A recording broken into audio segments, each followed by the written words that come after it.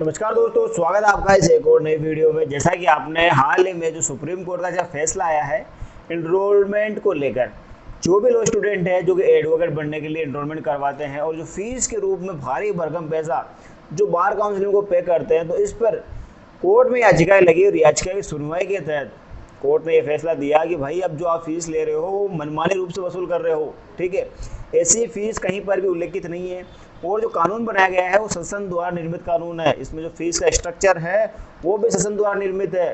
ठीक है, तो स्टेट बार काउंसिल जो मनमानी फीस वसूल कर रहा है वो जो एडवोकेट एक्ट 1961 का जो एक्ट है 24 का क्लोज 1 का है, ये इस बात का उल्लंघन करता है कि जो आप फीस इतनी मोटी मोटी फीस वसूल कर रहे हो ये अपने कार्यों के लिए ले रहे हो। ठीक है, मतलब कि जो एडवोकेट एक्ट 1961 का अगर आप 24 का क्लोज 1 का आप देखोगे तो इसमें कहीं पर भी इतनी मोटी फीस के बारे में नहीं बताया गया है। ठीक है, तो सुप्रीम कोर्ट ने हाल ही में अपने इस मामले में ठीक है साफ साफ कह दिया है कि भाई अब आपको जो फीस लेनी है वो इस नियम के अकॉर्डिंग ही लेनी है। जितने भी स्टेट बार है ठीक है वहाँ पर सभी पर ये नियम लागू हो जाना चाहिए।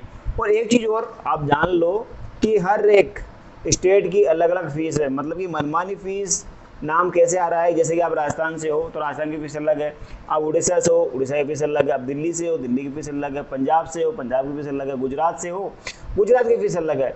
मतलब कहने का मतलब है कि जो फीस का स्ट्रक्चर है वो स्टेट वाइज का अलग अलग उन्होंने अपनी तरीके से सेट कर रखा है। अगर कोई राजस्थान से है तो उसको पता है कि 16,200 रुपये उसको पे करना पड़ेगा एज एडवोकेट एनरोलमेंट होने के लिए। ठीक है, वहीं अगर कोई दूसरा उड़ीसा से है तो उसे 42,000 रुपये की जो रकम है वो बार काउंसिल को पे करनी पड़ेगी। तो इसी प्रकार बहुत जितने भी स्टेट हैं उनकी अलग अलग फीस होती है। तो स्टेट जितने भी बार है उनकी मनमानी जो फीस वसूली है उस पर सुप्रीम कोर्ट ने अपने फैसले में कहा है कि भाई 24 का क्लोज 1 का आपका जो उल्लंघन है वो मनमाना है। जो आर्थिक रूप से जो कमजोर वर्ग के जो स्टूडेंट होते हैं वो अपने आप को एज एडवोकेट इस्टेब्लिश नहीं कर पाएंगे। जो मजबूत है आर्थिक स्थिति से तो वो तो एडवोकेट के रूप में एनरोलमेंट हो जाएंगे, लेकिन जिनकी क्षमता नहीं है फीस पे करने की इतनी मोटी, वो कैसे करेंगे? फिर तो वो एडवोकेट बन ही नहीं पाएंगे। ठीक है, कहने का मतलब ये है कि कहीं ना कहीं छात्र जो नए हैं उनके हितों को समानता के रूप में इसको देखा जाना चाहिए। ठीक है, मनमाने रूप में तो आप आज इतनी कर रहे हो फिर आगे कितनी कर दोगे। और जैसा कि जो पुराने लो स्टूडेंट है जो एडवोकेट बन चुके हैं उनको तो पता है कि यहाँ हर एक स्टेज पे फीस लगती है। नए लो स्टूडेंट हो नए एडवोकेट बनने की सोच रहे हो या आप एनरोलमेंट करवा लिया है तो मैं आपको भी बता देता हूँ कि कॉलेज फीस से लेकर एनरोलमेंट के समय आपको फीस पे करनी पड़ती है। ठीक है, AIB का एग्जाम देते हो तो आपको फीस पे करनी पड़ती है। साथ ही साथ जब एडवोकेट बनते हो तो बार एसोसिएशन में एज मेंबरशिप बनने के लिए भी आपको फीस पे करनी पड़ती है। और तो और सालाना उसमें भी अलग से फीस पे करनी पड़ती है बार मेंबरशिप की कंटिन्यूटी रखने के लिए। ठीक है, तो एज ए लॉ स्टूडेंट हर बार एक स्टेज पर उसको फीस पे करनी पड़ती मोटी मोटी। ठीक है, और जो उसको स्ट्रगल फेस करना है वो तो अलग ही चीज़ है।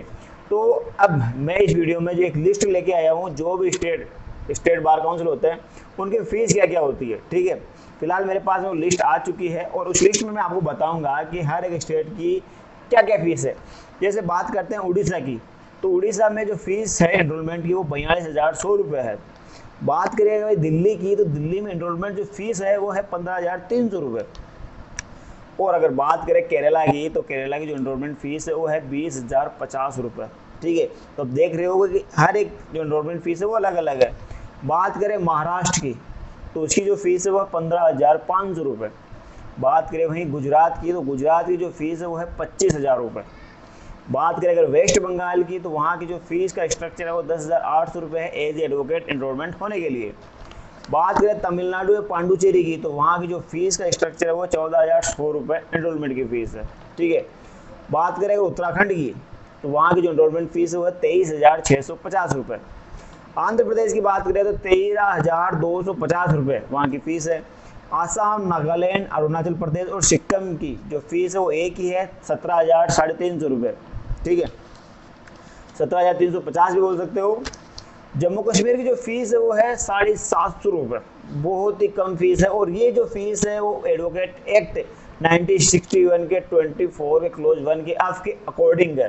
ठीक है, उसमें जो जनरल OBC है वहाँ पर 750 रुपये और जो SC/ST कैटेगरी में है उनके लिए 150 रुपये इसकी एनरोलमेंट की फीस रखी गई है। ठीक है, झारखंड की बात करें तो झारखंड में जो फीस है वो 21,460 रुपये। वहीं अगर आप मेघालय की बात करें तो मेघालय में जो फीस है वो है 750 रुपये, बहुत ही कम फीस है और यही फीस एडवोकेट एक्ट में डिफाइन है। बात करें पंजाब और हरियाणा की तो वहाँ जो फीस है वह 19,200 रुपये। बात करें राजस्थान की तो राजस्थान में आप सभी को पता है 16,200 रुपये आपको एज एडवोकेट एनरोलमेंट के लिए पे करना होगा। और वहीं अगर बात करें उत्तर प्रदेश की तो उत्तर प्रदेश की जो फीस है वह 16,665 रुपये। वहीं अगर बात करें मध्य प्रदेश की तो मध्य प्रदेश की जो फीस है वह 20,300 रुपये। बात करें कर्नाटका की तो कर्नाटका की जो फीस है वह 15,500 रुपये। तो जैसा कि आप देख रहे हो जो फीस का स्ट्रक्चर है वो सेम नहीं है, इसमें कहीं पर भी समान रूप से लागू नहीं है, बल्कि जो एडवोकेट एक्ट की जो धारा 1 पढ़ोगे उसमें तो आपको साफ साफ इसके संक्षिप्त नाम, विस्तार और प्रारंभ के बारे में बताया गया है। इसमें ये साफ साफ कहा गया है कि इसका जो विस्तार है वो संपूर्ण भारत पर होगा, मतलब इक्वलिटी, समानता के बारे में इसमें बात की गई है। लेकिन सवाल ये उठता है कि जब इसमें इक्वलिटी की बात की गई है, समान रूप से लागू किया गया है, तो इस एडवोकेट एक्ट की जितनी भी धाराएं हैं वो समान रूप से ही लागू होनी चाहिए और उसका जो भी पर्टिकुलर एक्ट जो डिफाइन कर रहा है वो भी उस चीज़ को उसी भली भांति काम करना चाहिए। ठीक है, जैसे कि आईपीसी सीआरपीसी के जो रूल आप देखते हो, कोई क्राइम होता है उसमें जो प्रोसीजर होता है वो आईपीसी सीआरपीसी के अकॉर्डिंग चलता है और ये पूरे भारत में एज ए सेम रेगुलेशन के हिसाब से चलता है। तो वहीं जो फीस का स्ट्रक्चर की जो बात करते हैं, एडवोकेट को पहले ही, एडवोकेट नहीं बनता उससे पहले ही उसे इतनी भारी भरकम फीस ली जा रही है, तो उसमें बार काउंसिल जो बीसीआई है, बार काउंसिल ऑफ इंडिया, उसको कहीं ना कहीं देखना चाहिए कि इसमें जो नए आने वाले अधिवक्ता है उनका भी तो थोड़ा फायदा हो। इतनी जो फीस है मनमानी रूप से वसूल की जा रही है वो कहीं डिफाइन नहीं है, फिर आप कैसे वसूल कर पा रहे हो या कैसे वसूल कर रहे हो। ठीक है, तो इसे एक नज़र से देखें तो एक खुशखबरी है उन लोग स्टूडेंटों की जो नए अधिवक्ता के रूप में आ रहे हैं, उनको इतनी भारी भरकम फीस से छुटकारा मिल जाएगा। ठीक है, अब जैसा कि आपको पता है एडवोकेट एक्ट समान रूप से लागू है और आप इसकी धारा है जो 24 और क्लोज 1 का एफ, ठीक है, उसमें आप देख सकते हो जो फीस का स्ट्रक्चर क्या कहता है। जितने भी स्टेट बार काउंसिलिंग है उन्होंने अपने अपने अब निर्णय में क्या कहती है, फिलहाल इसका फाइनल क्या हुआ वो तो डिसीजन नहीं हुआ, लेकिन फिलहाल जवाब जरूर मांगा है। अब जो सिस्टम में अगर ऐसा कोई अपडेट होता है तो उसकी जानकारी भी मैं अपने यूट्यूब चैनल पर आपको दे दूंगा। तो जैसा कि आपने जाना कि हर स्टेट की जो भी एनरोलमेंट फीस है एज लॉ स्टूडेंट एडवोकेट बनने के लिए देता है वो बहुत ही भारी भरकम है। ये उन लोगों के लिए तो किफ़ायती है जिन पर आर्थिक स्थिति का बोझ नहीं है, मतलब जो आर्थिक स्थिति रूप से मजबूत है, सक्षम है, लेकिन ये उन लोगों को यहाँ आने से रोकती है जो आर्थिक रूप से सक्षम नहीं है। ठीक है, मतलब ये अगर कोई आर्थिक रूप से सक्षम नहीं है और वो एडवोकेट बनना चाहता है तो उससे पहले जो ये नियम, जो रूल रेगुलेशन है वो कहीं ना कहीं उसका पालन करना पड़ेगा और तभी जाकर वो सारी की सारी जब फॉर्मेलिटी पूरी हो जाती है तब वो एज ए एडवोकेट बन पाता है। तो ठीक है, तो ये बीसीआई या बीसीआई जो द्वारा जो ये ध्यान नहीं दिया जा रहा है तो इस पर भी सुप्रीम कोर्ट ने कहा है कि भाई आप भी इस पर अपनी निगाहें रखो, ये चीज़ क्या है, क्या चल रहा है, ये तो बनवाना है, तो इस पर आप अपनी क्या राय रखते हो ये भी मेरे को जरूर बताना। तो ऐसे ही लीगल अपडेट के लिए आप मेरे चैनल से जुड़ सकते हैं, मेरे चैनल को सब्सक्राइब कर सकते हैं, लाइक कर सकते हैं और अपने दोस्तों को शेयर कर सकते हो ताकि वो हमसे जुड़े और जो भी नॉलेज है वो आपको मिल सके। तो चैनल को सब्सक्राइब करते जाइए और बेल आइकन को ऑन करें ताकि जो भी नए जितने भी आने वाली वीडियो हैं वो आपको समय पर मिल सके, नोटिफिकेशन आपके पास में आ सके। ठीक है दोस्तों, तो मिलते हैं आपसे एक और नए नेक्स्ट वीडियो में, तब तक के लिए धन्यवाद।